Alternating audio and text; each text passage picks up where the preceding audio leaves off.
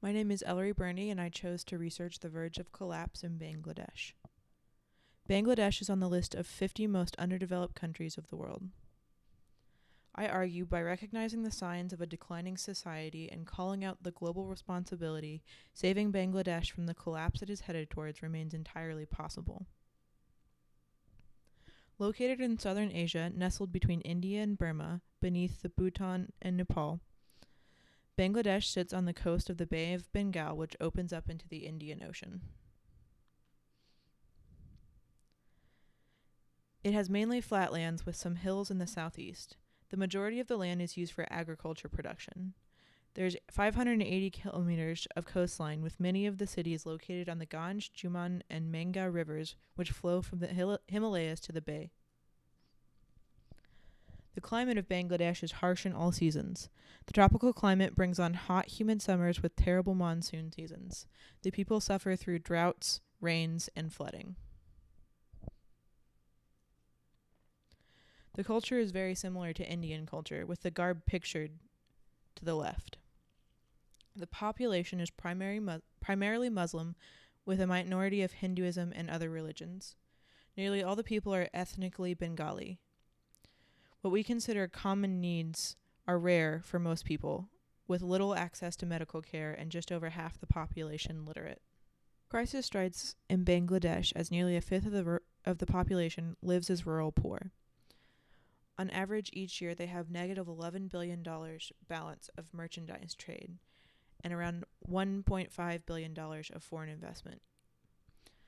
As far as technological advances go, 1 out of every 10 people is an internet user, and there are virtually no personal computers.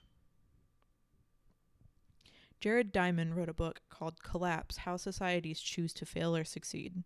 In this book, he outlines 5 factors of collapse. They include environmental damage, climate change, hostile neighbors, lessened support from friendly neighbors, and responses to disaster.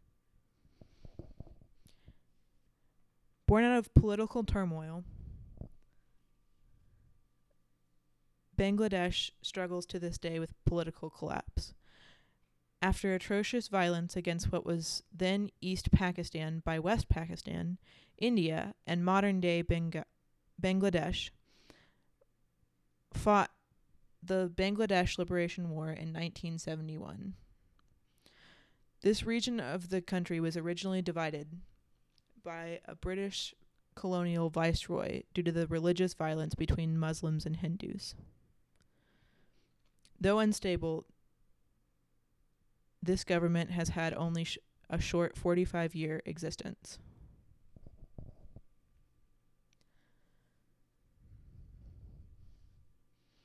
Pillaged by the British colonials, the small and young Bangladesh has struggled to recover. Mainly producing rice, jute, and tea, textiles have become an increasingly important export. The U.S. annually imports around $5.3 billion in goods from Bangladesh. While agriculture is their main source of export, plans exist to further improve the increasingly fertile soils in Bangladesh. Bangladesh can be compared to 2 countries we have previously studied this semester. It has suffered through violences similar to that of Rwanda, and likewise faces similar hindrances to recovery from this violence. Much like Kiribati, Bangladesh suffered from the misuse during the British colonial era. The natural resources were diminished, though not to the extent of Kiribati's, where hydrogen bomb testing destroyed most of the land. The key elements of the Bangladesh crisis include political unrest, extreme genocidal-like violence, and degradation of natural resources by foreign countries.